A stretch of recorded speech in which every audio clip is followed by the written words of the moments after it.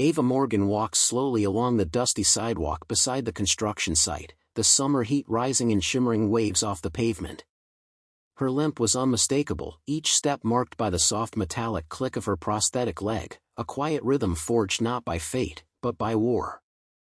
She wore no expression. No scowl. No smile. Just quiet resolve on a weathered face. Her hair was tied back in a simple knot beneath a ball cap with a faded Marine Corps emblem. The same cap she'd worn for years now, pulled low over the eyes that had seen more than they ever wanted to. Behind the chain-link fence, a group of construction workers paused mid-break. Their banter shifted when they saw her. At first it was just one man, young, bored, loud. "Hey, Iron Woman," he called, cupping his hands to his mouth, "you lose a race or something?" Laughter followed, quick, careless, and hollow. Another chimed in, "Bet she gets good parking, though." Ava kept walking. She didn't speed up. She didn't turn around. Not even when Rick Tanner, the foreman, leaned back against the tailgate of his truck and said loud enough for everyone to hear, "That's what happens when you play soldier, boys. Some come home walking sideways." More laughter. Even a few snorts. But Ava didn't flinch. Her eyes remained forward, trained on the distant brick of the VA clinic just 2 blocks away. It was a walk she made every Tuesday, more for the routine than for the checkups. It gave her a reason to move, to breathe, to keep going. The mockery behind her faded into the general clamor of nail guns and heavy machinery. Still, one man standing near the edge of the site hadn't laughed. He hadn't even moved. He wore sunglasses and a short-sleeved shirt that clung tight to muscular arms inked with insignias. He watched her with a stillness that didn't quite belong to civilians. His hands were folded. His jaw, tight. Ava didn't see him. But he saw everything. And so did the 2 black SUVs that rolled up a moment later, tires crunching slow over gravel. Engines idled low. Tinted windows. One of the workers, probably the same one who yelled "Iron Woman," paused and looked over. His smile twitched. Then faded. Rick Tanner furrowed his brow. "What the hell's this?" Doors opened. Combat boots stepped out. Not dusty. Not worn. Clean. Deliberate. Uniforms without uniforms. Navy SEALs didn't wear labels. They didn't need to. The laughter stopped. Every head turned. Silence took the job site by surprise. Ava, still walking, hadn't looked back. She hadn't slowed. She didn't have to. Because what came next was louder than anything she could have said. The man who stepped forward looked at Rick. Calm. Controlled. Then he asked, voice steady. "Do you even know who you were laughing at?" Rick Tanner squinted against the sun. The man in front of him didn't raise his voice, didn't square up like he was looking for a fight. But something about him made the air around them drop 10 degrees. Rick scoffed, trying to shrug off the sudden tension. "What's it to you?" The man stepped forward, tall, broad-shouldered, the kind of presence that made space without asking. The SEAL insignia inked on his forearm caught the light, a subtle reminder of something earned, not bought. "My name's Logan Beck," he said evenly. "And 15 years ago, that woman you laughed at dragged me out of a burning Humvee after an IED flipped it. My spine was fractured.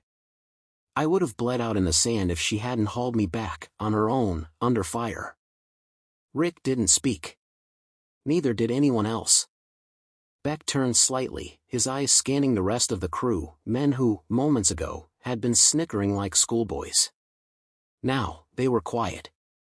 Some shifted their weight. A few looked down at their boots. "She didn't ask for a thank you," Beck continued. "Didn't even stay in touch. She just did her job, lost her leg doing it, and walked away like nothing happened. That's Ava Morgan." The name hung in the air. Behind them, Ava had disappeared past the intersection, her limp barely visible at a distance, like a shadow you couldn't quite forget. Logan paused. His voice softened. "She didn't want pity. She never did. But you will give her respect. No one responded. A second SUV pulled in behind the first. More SEALs stepped out, silent, watchful. Not for drama. Not for show. Just present.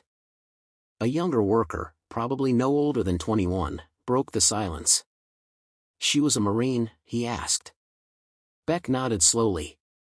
13 years. 2 deployments. She was the kind of Marine we all hoped to be. The worker glanced toward the road where Ava had walked. Something in his face changed, a quiet shift from ignorance to understanding. The kind of shift you don't forget.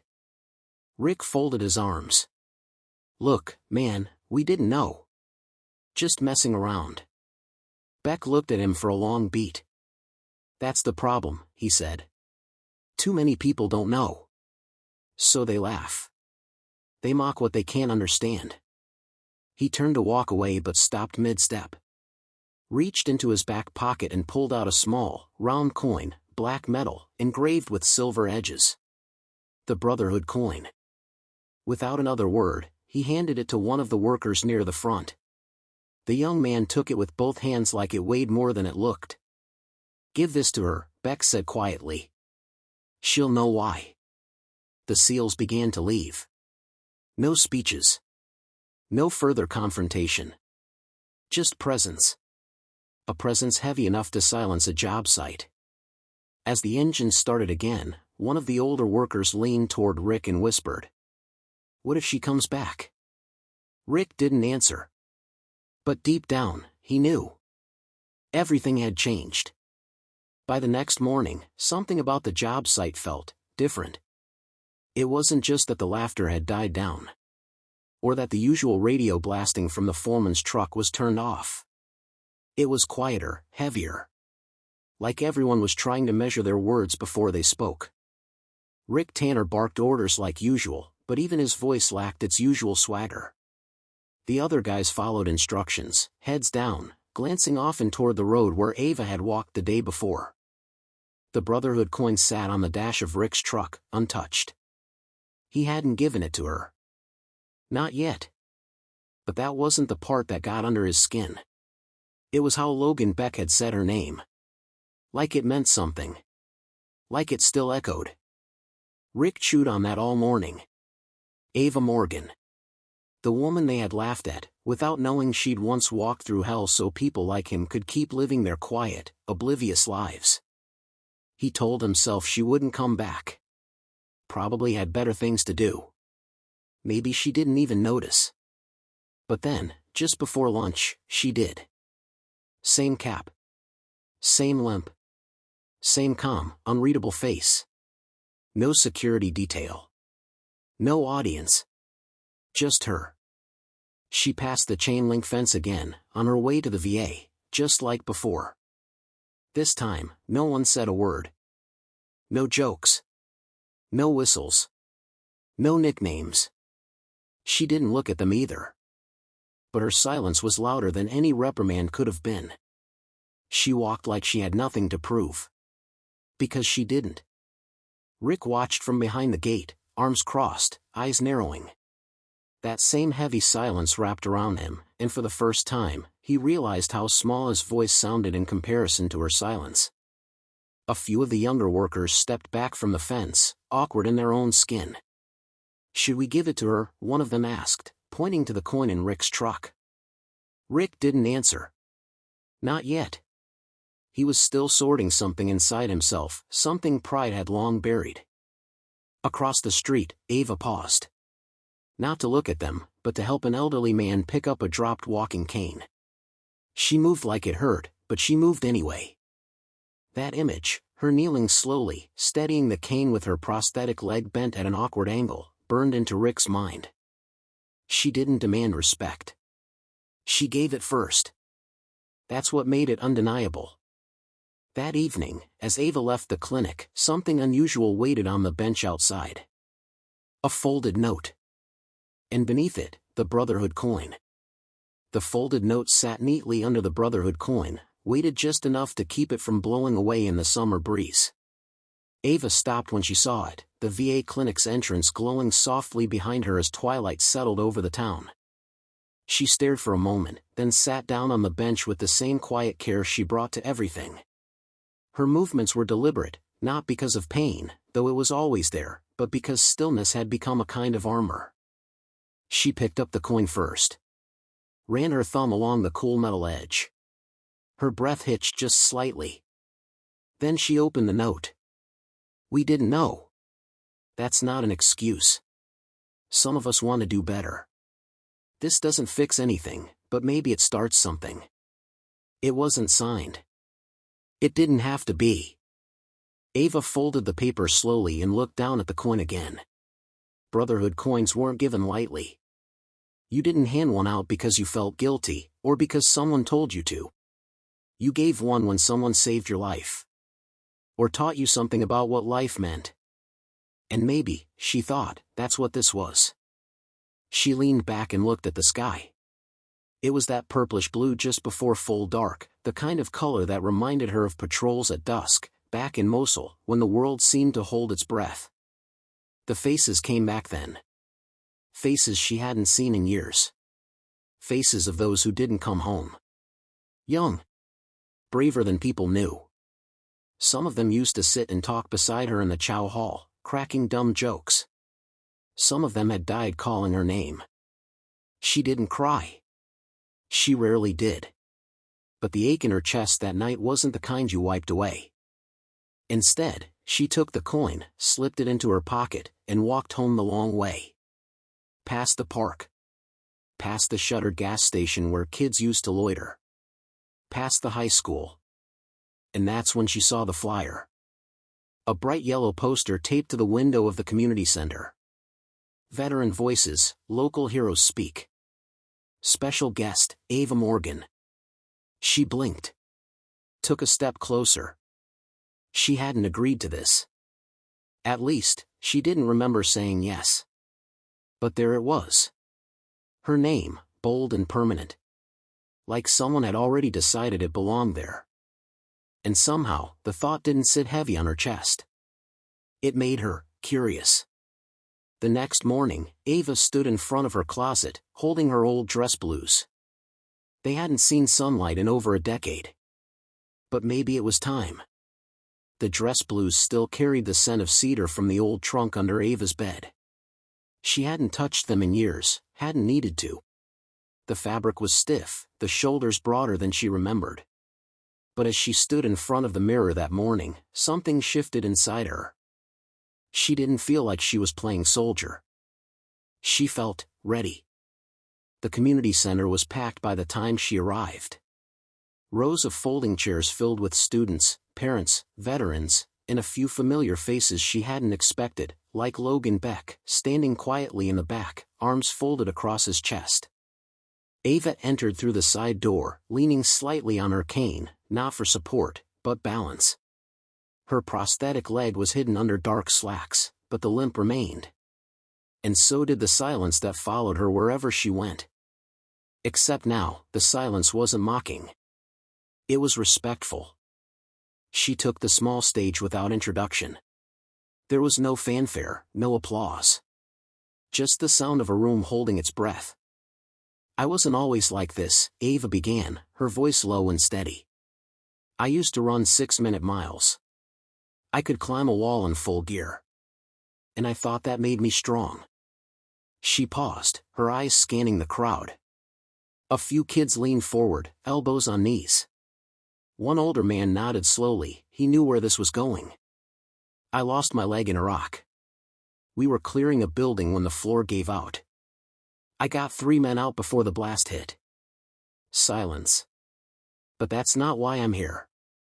"Not really." She reached into her pocket and pulled out the Brotherhood coin. Held it up so everyone could see. "This coin means someone saw you at your worst, and still believed in you. I got this from a group of SEALs who remembered something I'd almost forgotten."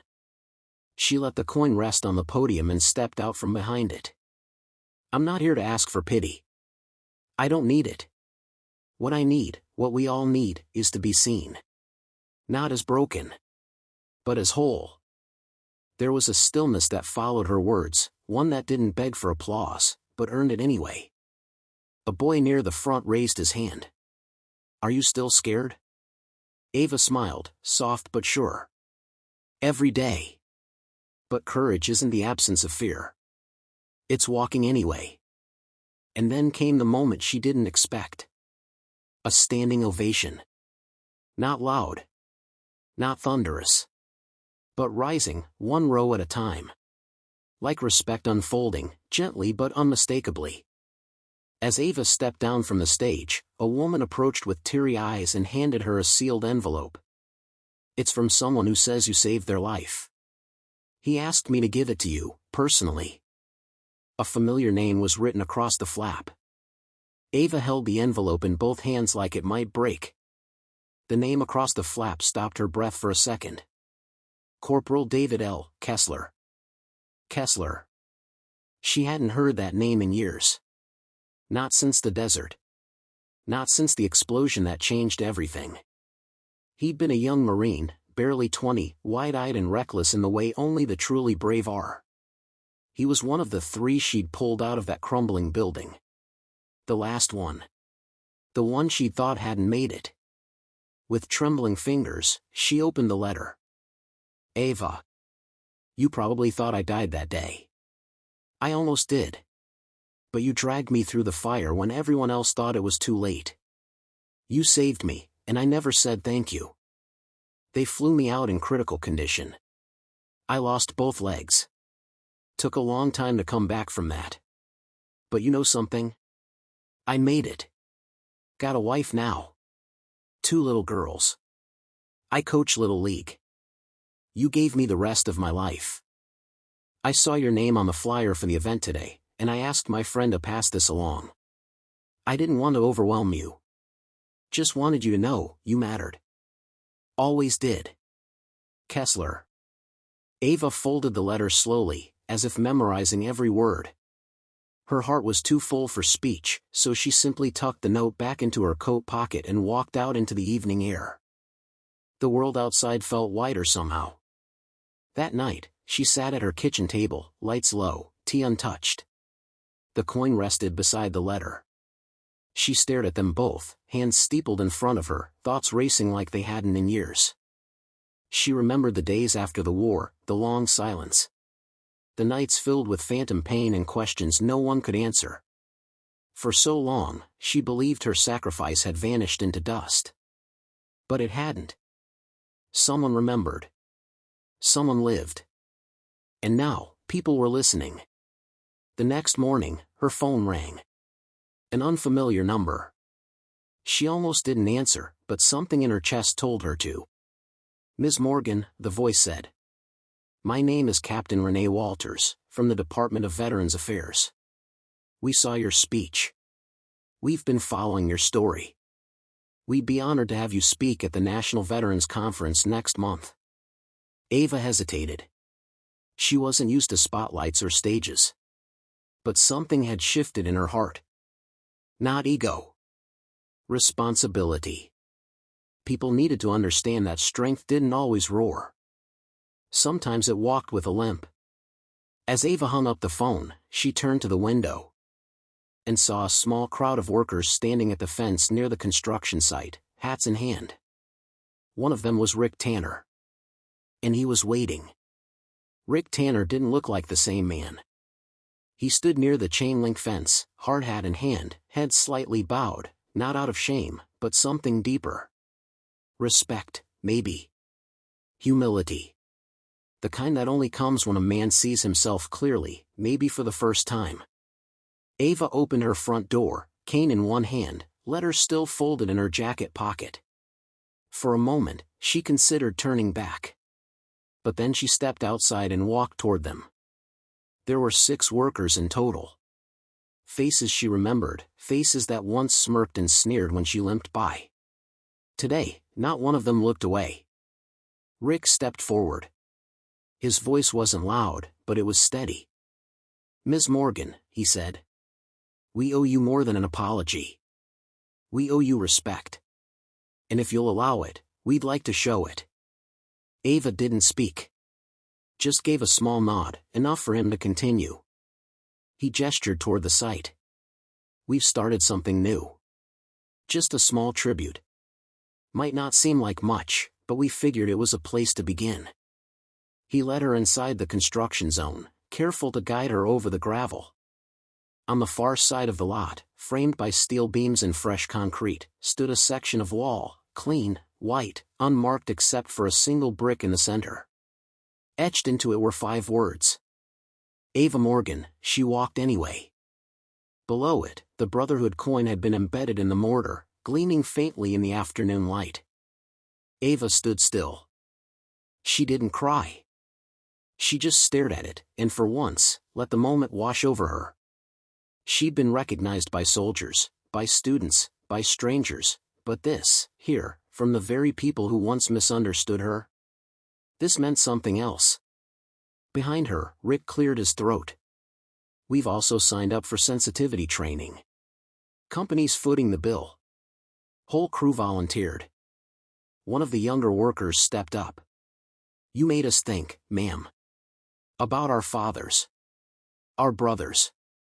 About how easy it is to laugh at what we don't understand. Another added, we didn't see the uniform. We just saw the limp. We see it now. Ava nodded again. The words were simple, but they reached somewhere the war never did, into the quiet part of her that still wondered if she mattered. She reached out, touched the brick with one calloused hand. It's not about me, she said softly. It's about remembering there are more like me. Ones you'll never see. Ones who never came home. Rick nodded solemnly. We'll remember them too. That night, Ava received another call. This time, from Washington. The Department of Defense wanted her to lead a national campaign. One about respect, visibility, and quiet courage. Ava stood in front of the mirror in the Department of Defense's Washington headquarters, adjusting the lapel of her blazer. It wasn't a uniform. But somehow, it felt heavier. She glanced at her reflection, not the limp, not the scar, not the prosthetic leg hidden beneath her slacks. Just her eyes. Steady. Calm. Unapologetically present. She was here for a campaign launch, the kind of national effort that would run across schools, workplaces, social media feeds. The slogan was short, but pointed. Honor quietly. Respect loudly. They had asked her to be the face of it. She had said yes, not because she wanted attention, but because she finally understood something she hadn't before. Her silence had never meant invisibility. It had always been a kind of strength. In the main auditorium, reporters and military families gathered among service members from every branch. On stage, behind the podium, stood a single framed image, Ava helping a wounded soldier walk through the smoke in Iraq. A photo no one had ever shown her until now. She stared at it for a moment, feeling every heartbeat of that day come back. Then she stepped up to the mic. I'm not a hero, she began. I'm not here to talk about war. I'm here to talk about what happens after. She paused. People think silence means weakness. That if you don't tell your story, it must not matter. But I'm here to tell you, some of the strongest people I've known never raised their voice. They just kept walking. A wave of stillness swept through the room. I didn't ask for respect, she continued. But I'm learning it's okay to receive it. Not because I'm broken. But because I kept going. She reached into her pocket, pulled out the Brotherhood coin, and placed it gently on the podium. For all those who walked before me. For those who walk now, quietly. You're not forgotten. Applause rose, not wild or explosive. But full. Grounded. A standing ovation that felt more like a collective exhale from a country that, perhaps, hadn't known how to say thank you.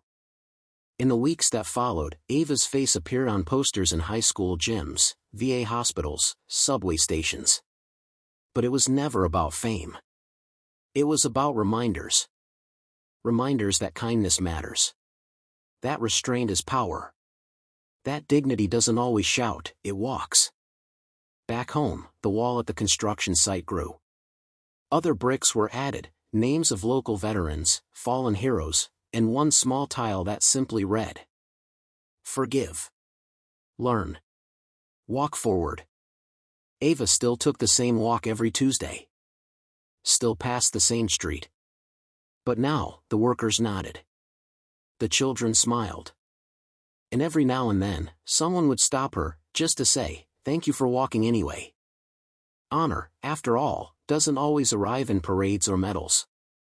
Sometimes, it just walks quietly, and changes everything.